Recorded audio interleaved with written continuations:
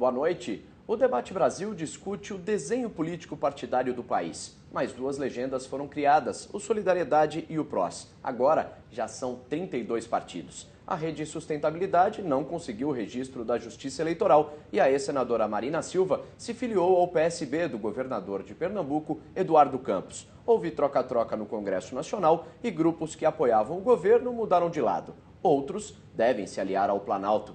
Toda essa movimentação política criou um novo cenário para a disputa em 2014. Quem sai na frente? Com o Debate Brasil recebe o senador Rodrigo Hollenberg, do PSB do Distrito Federal. O partido rompeu a aliança com o PT depois de 10 anos e deve ter candidato próprio para presidente. Recebemos também o cientista político Leonardo Barreto, especialista em análise do comportamento político e eleitoral. Para ele, o que importa aos eleitores são os candidatos e não os partidos. Boa noite, senhores. Queria saber, então, o que muda no cenário eleitoral com a aliança entre Marina Silva e Eduardo Campos. Senador Hollenberg.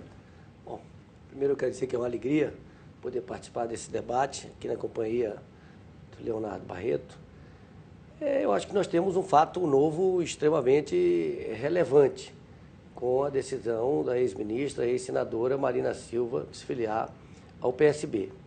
Marina é um símbolo, o símbolo de uma luta por um Brasil mais justo, uma grande liderança no meio da juventude brasileira e entre aqueles que querem construir uma nova política. Eu diria que nós estamos diante de uma aliança de valores como decência, como competência, como dignidade, com um desejo muito forte de mudança e que certamente vai animar muita gente a participar desse processo político. Muita gente que estava descrente da política, pessoas experientes como Pedro Simon, como Jarbas Vasconcelos, como Luiz Erundina, que eu vi a emoção dessas pessoas com a notícia da filiação da Marina ao PSB, até milhares, milhões de jovens por todo o país que foram às ruas no mês de junho, que protestaram e reivindicaram um Brasil melhor, que veem essa esperança de um Brasil melhor nessa aliança do PSB com a rede de Eduardo Campos com Marina Silva. E essa união de uma pessoa que representa todo esse simbolismo, de uma mulher do povo, que traz a força da floresta, que foi uma boa ministra do meio ambiente, com um governador já testado, que é o governador melhor avaliado do país, que tem demonstrado uma grande capacidade de realização, uma grande capacidade de gestão, aliada também a uma grande capacidade de diálogo. Eu tenho certeza que essa aliança, que não se deu em troca de cargos, em troca de ministérios, em troca de favores, mas é uma união de valores, ela representará muito mais do que uma soma aritmética das intenções de voto dos dois. Ela terá um impacto muito forte no novo cenário político brasileiro. Leonardo, e o que muda o cenário com essa aliança? Pois é, muda tudo, mas a gente ainda não sabe para onde, né? Na verdade, a aliança entre Marina Silva e Eduardo Campos acrescentou muita imprevisibilidade ao jogo político. E, em grande medida, a resposta para essa questão está na forma como os dois vão construir uma narrativa juntos, né? Porque, apesar de haver uma confluência, principalmente nessa questão da renovação das práticas políticas, da questão ética, uma campanha presidencial se constrói com outras coisas, né? Enfim, nos debates vai ser cobrado também posicionamentos a respeito de agenda econômica, a respeito da questão da preservação. E até agora, enfim, não é possível fazer isso da noite para o dia, até porque a decisão foi tomada de uma forma muito rápida, como a gente percebeu. E existem alguns elementos que, por enquanto, pelo menos não se encaixam automaticamente. Não há ali dois perfis complementares, fora essa questão da renovação das práticas. Por exemplo, a questão da posição pró-negócio, né? Eduardo Campos, até esse momento, ele vinha priorizando encontros com empresários, ele se colocando como um candidato amigo das empresas e talvez a chegada de Marina possa criar um desconforto e uma desconfiança nesse público a respeito do próprio, enfim, do compromisso do Eduardo Campos com a questão dos investimentos. Então, são questões que têm que ser resolvidas até para se decidir para que peso, para que lado que essa campanha vai virar. Nós vamos falar um pouquinho mais disso lá na frente, mas para a gente situar em relação a essa criação de novos partidos. Hoje o país tem 32, né? E qual o impacto disso para as eleições, senador? Olha, eu acho que o impacto dos dois novos partidos criados no Brasil, formalizados, o PROS e o Solidariedade, é pequeno. Eu acho que o que vai definir a eleição é o cenário econômico, a conjuntura econômica em que se dará a eleição e quem terá a capacidade de abrir esperanças, né, para o conjunto da população brasileira de que dias melhores virão. E eu não tenho dúvidas que essa aliança entre Eduardo Campos e Marina Silva, entre PSB e Rede, hoje se apresenta com um potencial, né, de mudança muito maior. O governo tem demonstrado uma dificuldade de diálogo muito grande, com uma base muito grande no Congresso Nacional, tem encontrado dificuldade com a sua base em função da falta de diálogo. Nós estamos percebendo que a economia não está andando como se desejaria, o país não está crescendo como precisa crescer, nem está distribuindo renda como deveria estar. E eu entendo, aí entrando um pouco nas preocupações do Leonardo, eu entendo que a aliança de Eduardo e Marina, ela vai ampliar o interesse do empresariado, especialmente do empresariado moderno, daquele que sabe que tem uma contribuição, porque sabe, primeiro, que são dois partidos e dois nomes que defendem uma questão fundamental hoje no processo econômico brasileiro, que é o aumento da produtividade, e que tem muito a ver com sustentabilidade. É o aumento da produtividade, por exemplo, na agricultura brasileira, que vai permitir que, através de novas tecnologias que permitam esse aumento da produtividade, que se produza mais sem precisar avançar sobre biomas preservados. No âmbito do trabalho, é educação de qualidade, é investimentos em ciência, tecnologia e inovação que vão permitir um aumento da produtividade do trabalho. E esse é um discurso compartilhado por Eduardo Campos e por Marina Silva e que é compartilhado também pelo conjunto de empresários brasileiros que estão na vanguarda de um processo de desenvolvimento, que querem um ambiente no país que permita esse tipo de desenvolvimento. A respeito dessa questão dos partidos, até aproveitar o gancho, me parece que o problema do país não está tanto na possibilidade de você criar novos partidos, mas de você não ter formas de extinguir os velhos. Porque se a gente for pensar, o nosso quadro partidário foi criado ali em 79 e 80, né? Criado em torno de velhas lideranças parlamentares que existiam ali no momento, né? E muitos desses partidos não desenvolveram mecanismos de democracia interna e envelheceram, né, ao longo desse processo. E na medida em que essas lideranças em torno das quais eles foram criados morreram, esses partidos também definharam. Tanto é que hoje a gente tem um conjunto de partidos muito grande dentro do Congresso que não significa nada. Então, muita gente, às vezes as pessoas fazem assim, tem muitos partidos no Brasil. Quantitativamente, isso é verdade. Agora, qualitativamente, né? Assim, quantos partidos significa alguma coisa para as pessoas? Até alguns parlamentares dizem que há um troca-troca, você troca 6 para meia dúzia, mas o ator político continua o mesmo, porque você não tem uma renovação, alguma coisa ali diferente ou representativa, significativa. Quer dizer, como conter, né, esse movimento? É isso mesmo? Não, eu diria assim, nós só vamos mudar a qualidade dos partidos políticos no Brasil quando efetivamente tivermos uma reforma política.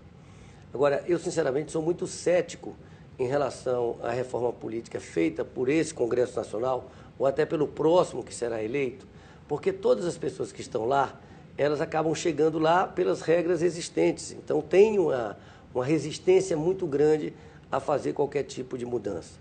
Eu entendo que tem uma mudança que primeiro, eu entendo que para que tenhamos uma reforma política que possa ser efetiva nesse Congresso Nacional ou no próximo Congresso Nacional, sem haver necessidade de convocação de uma constituinte exclusiva, por exemplo, para discutir uma reforma política, ela teria que ser feita no tempo, para valer daqui a algumas eleições. Isso poderia dar algum conforto aos parlamentares para votarem isso. Eu entendo que uma questão fundamental para dar qualidade aos partidos políticos no Brasil seria a questão do impedimento de coligações partidárias nas eleições proporcionais.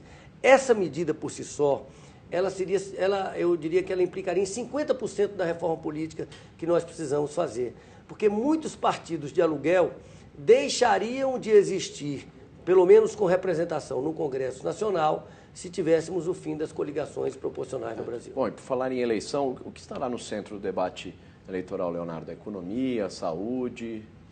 Olha, a economia, ela sempre puxa, porque associado a ela você tem um conjunto de outras coisas, né? Se a pessoa está empregada, ela tem acesso a casa, ela tem acesso a serviços e por aí vai. Mas a economia ela vai ser tratada de uma maneira diferente da que foi nas eleições passadas. A cada conquista que o brasileiro tem, surgem novos desafios, né? E o Mangabeira Unger falava uma coisa, na época ainda que ele era ministro do Lula, que ele dizia que o próximo passo, né, depois de você saciar de alguma maneira a fome das pessoas, é você conseguir incorporá-las dentro de serviços públicos de qualidade. Porque aí você tem um elemento de defesa de renda das pessoas.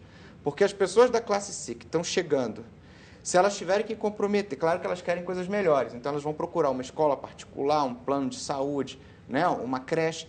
E o fato delas não encontrarem isso no Estado é uma ameaça à renda recém-conquistada, né, que vai ter que ser comprometida no setor privado. Então, me parece que a economia é importante, mas ela vai passar numa relação mais humanizada e mais respeitosa, né, entre o Estado e o cidadão. O senhor concorda, senador, que a economia vai nortear essa campanha, esse debate eleitoral? Concordo, porque, como disse o Leonardo, a economia impacta na vida das pessoas, o acesso à saúde. Se a pessoa está bem economicamente, ela pode dispor de um plano de saúde, por exemplo, embora isso não seja o ideal.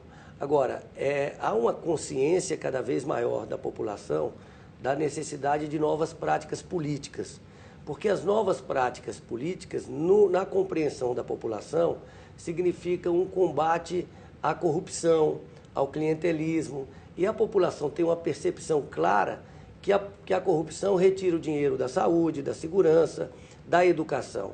Quando nós tivemos as manifestações de junho, as pessoas se manifestavam claramente, ao mesmo tempo, contra a corrupção e, ao mesmo tempo, buscando, cobrando melhor qualidade nos serviços públicos, né, expresso nas palavras: queremos saúde padrão FIFA, queremos educação padrão FIFA.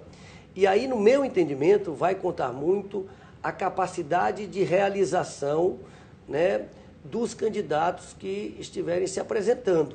E, nesse sentido, eu entendo que, por exemplo, o pré-candidato Eduardo Campos, ele surge com uma força muito grande, porque ele tem um governo muito bem avaliado, né, no estado de Pernambuco, em que conseguiu produzir com muita eficiência a melhoria dos serviços públicos básicos da população, como a redução dos índices de violência, a melhoria da saúde, a melhoria da educação, a melhoria da mobilidade urbana. Esses 4 temas, saúde, segurança, mobilidade urbana e educação, no meu entendimento, serão os temas fundamentais da campanha. E é claro que eles têm uma vinculação muito forte com o desempenho da economia e com as propostas que os candidatos vão apresentar nessa área.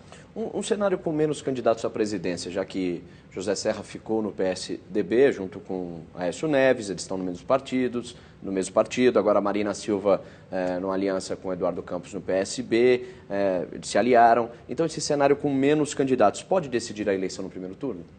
Essa foi a análise que o Roberto Freire fez, né, ao receber a notícia de que Marina iria para o PSB, que seria melhor ter 4 candidatos competitivos do que 3, né, para você ter um segundo turno. Mas essa análise ela não é meramente aritmética, porque quando a Marina decidiu ir para o PSB, pelo menos da mensagem que me passou, foi a de que a questão dela não é necessariamente provocar um segundo turno. A questão dela é quebrar uma polaridade, né, que existe entre PT e PSDB. Por isso que, por exemplo, o pré-candidato Aécio Neves, ele se engana muito se ele acreditar que se ele for para o segundo turno, automaticamente o apoio de Marina Silva, o próprio Eduardo Campos, venha para ele, porque, pelo menos no caso da Marina, a questão dela é contra essa bipolaridade que existe no país. Então, nesse aspecto, talvez a jogada dela tenha sido uma jogada efetiva, né, de criar e de viabilizar uma terceira via. E aí uma terceira via forte talvez fosse realmente o melhor caminho do que dois candidatos com tamanho mais reduzido.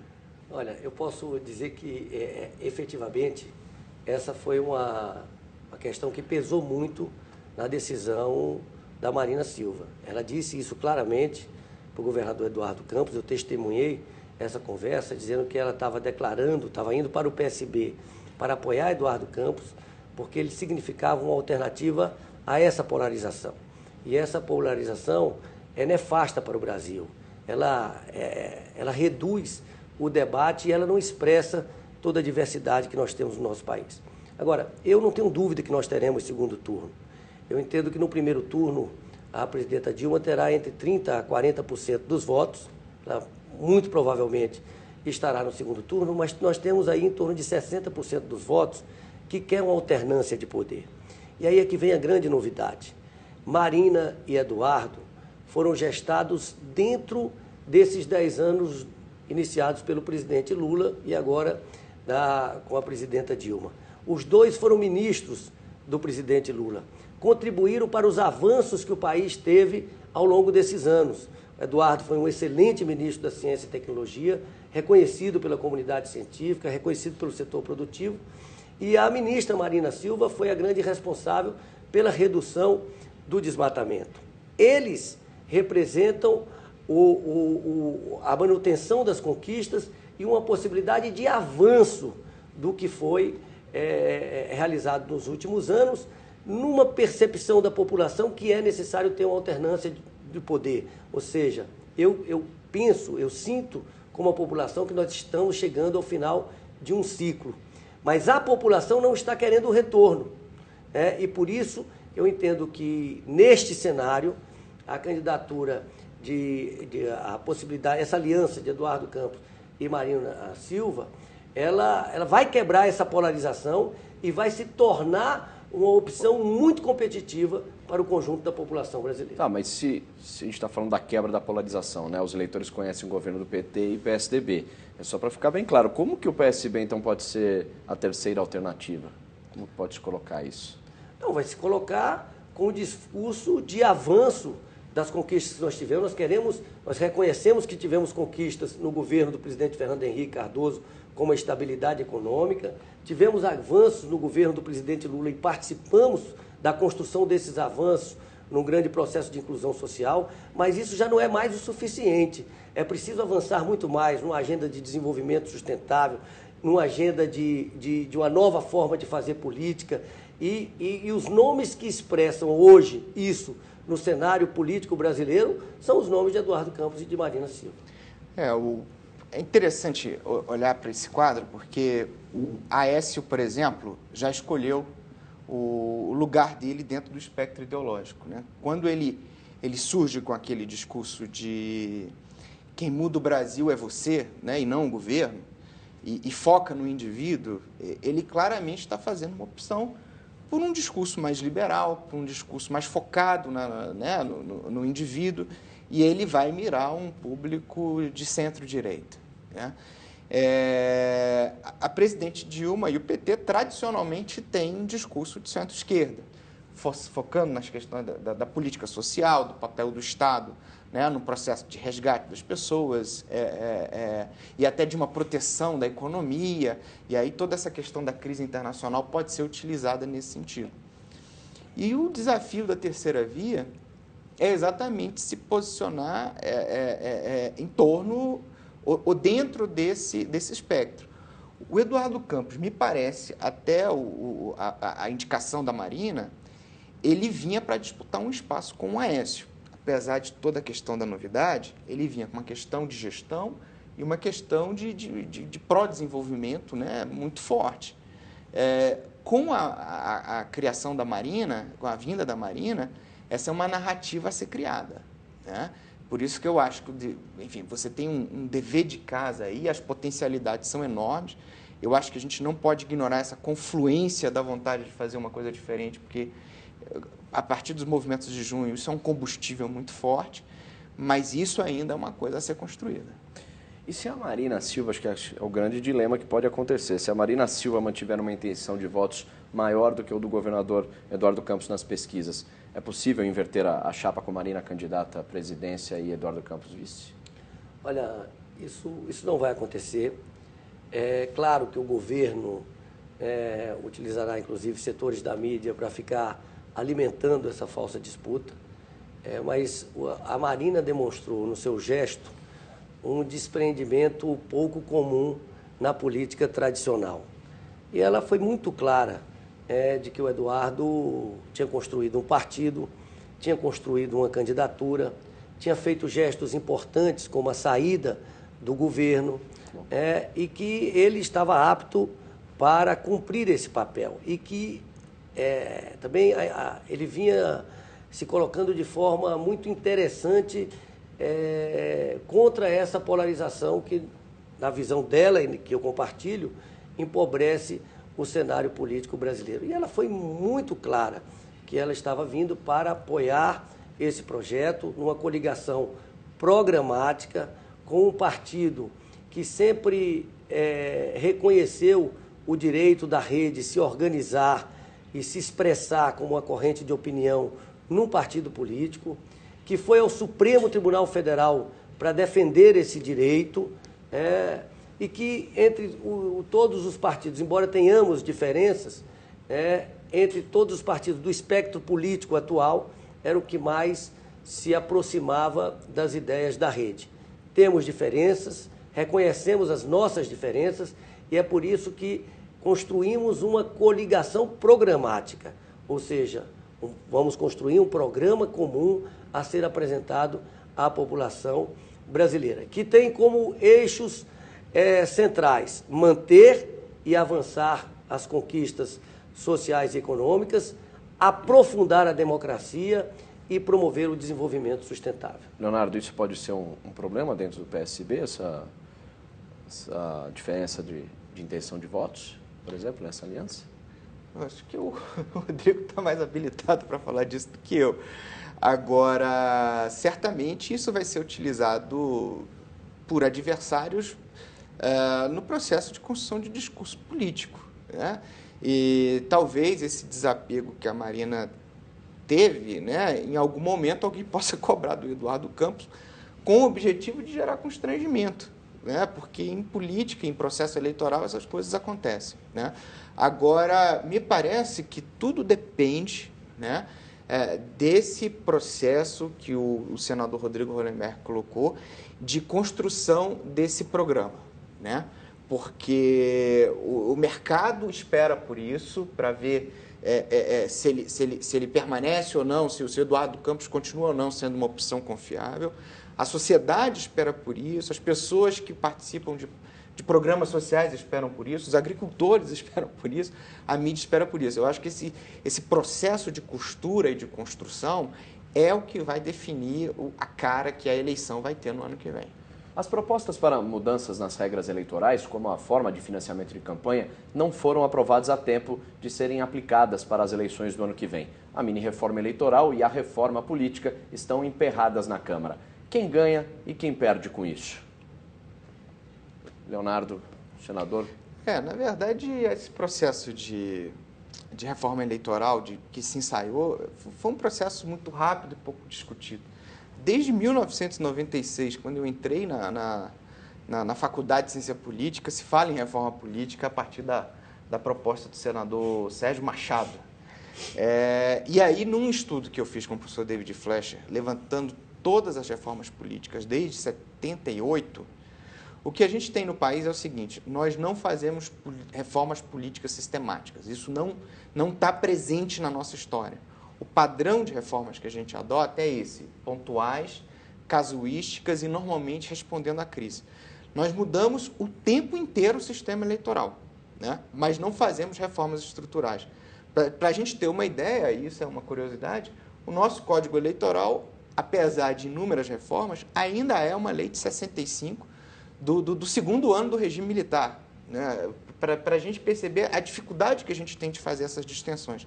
Então, não é agora que isso ia acontecer, e me parece que, enquanto a sociedade não ter claro, né, um diagnóstico a respeito do que mudar e por que mudar, dificilmente a gente vai conseguir energia e mobilização suficiente para que o Congresso faça a sua parte. E, senador, até na proposta que o Senado votou, está lá na Câmara, existe um problema que assim, não muda o financiamento de campanha, que é uma reivindicação, acho que da maioria, e também pretende diminuir o custo das campanhas. Isso seria um retrocesso, um avanço?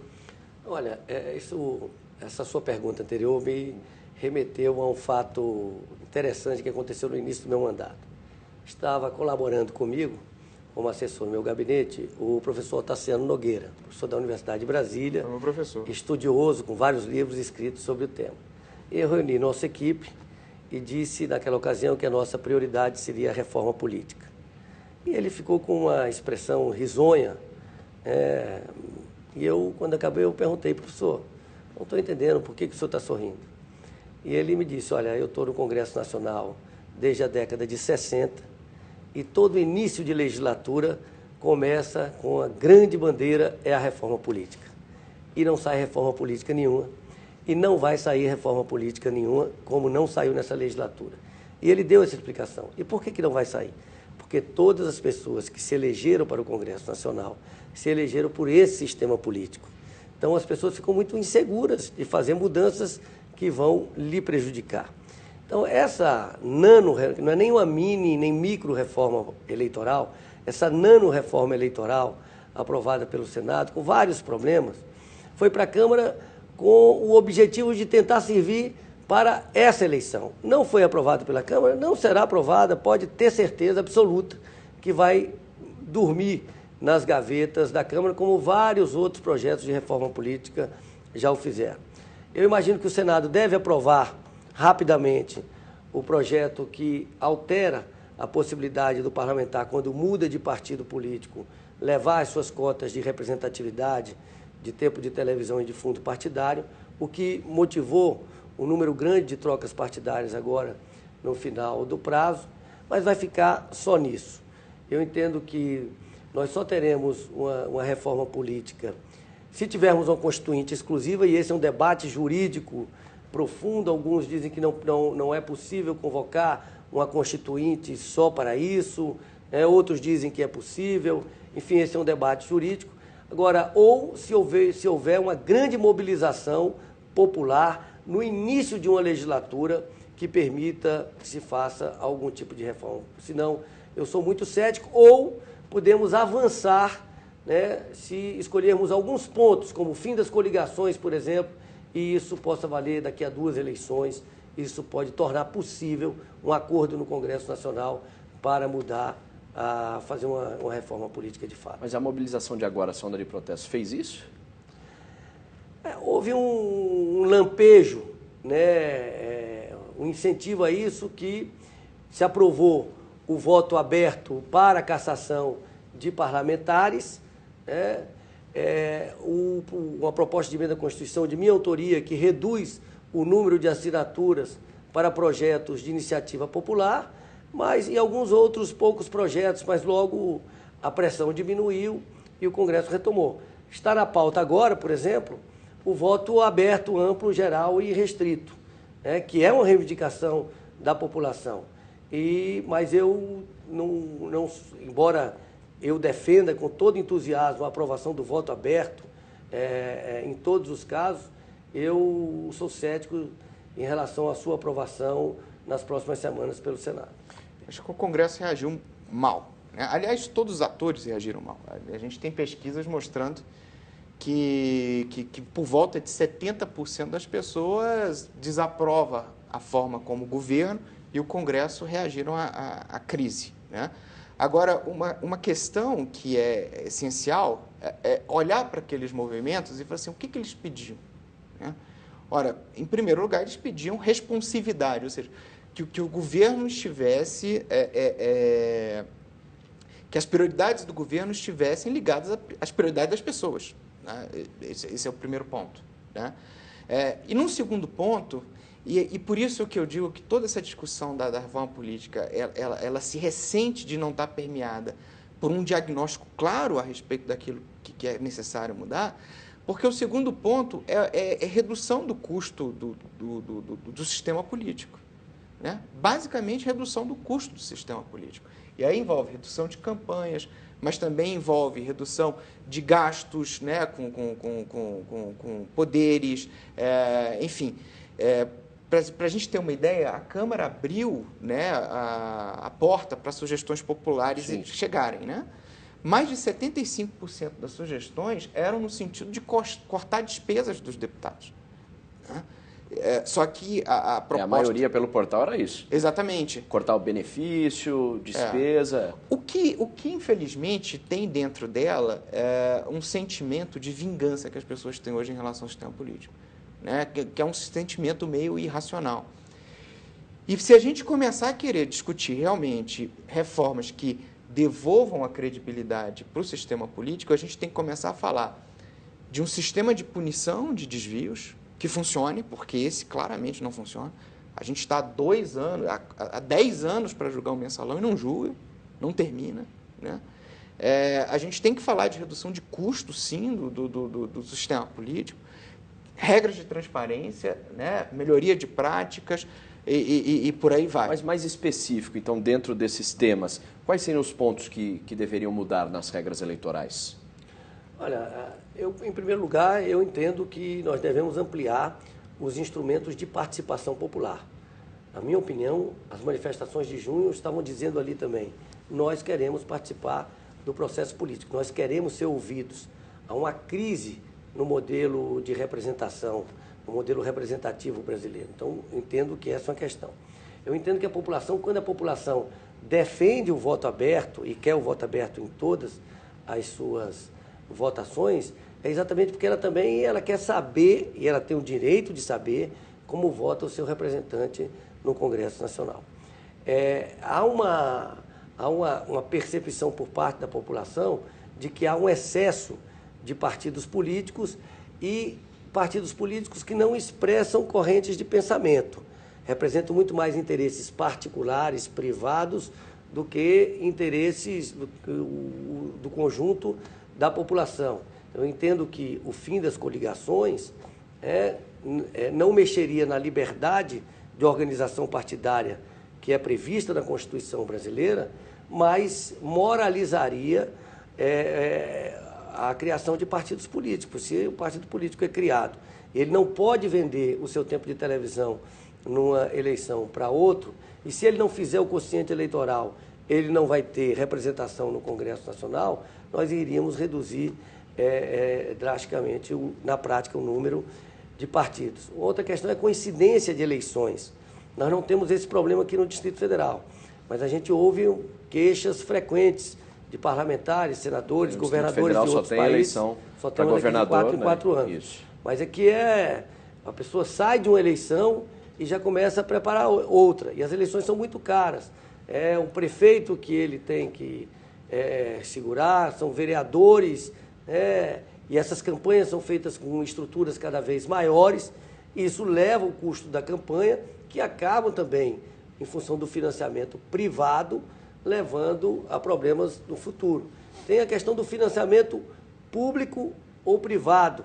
E do privado, se deve ser permitido o financiamento de pessoas jurídicas, de empresas, ou só o financiamento de pessoas físicas. Esse é um outro problema que precisaria ser enfrentado numa reforma política. Eu diria que esses 3 pontos, a questão do financiamento da campanha, o fim das coligações e coincidência das eleições, já produziria um grande efeito no sistema político brasileiro. Eu concordo com o senador, mas eu acrescentaria, pelo menos como prioridade do ponto de vista da população, uma reforma no sistema penal para você melhorar o processo de fiscalização e julgamento de autoridades políticas. Concordo também. Porque essa é uma questão que incomoda demais as pessoas, né? A gente estava falando, e o senador estava falando, da necessidade do Estado recuperar sua capacidade normativa, né? De continuar de ser exemplo para as pessoas. Enquanto você não melhorar o processo de julgamento de autoridades políticas, as pessoas sempre vão estar com o pé atrás, acreditando que o Estado é um espaço de espertalhões, né? Então, nesse aspecto, eu acho que a gente precisa dar uma resposta urgente, né, acrescentado dessas outras melhorias incrementais que o senador listou. Para a gente encerrar agora, entramos na reta final do programa, queria que os senhores dessem uma palavrinha final, uma conclusão, falando desse novo cenário político eleitoral.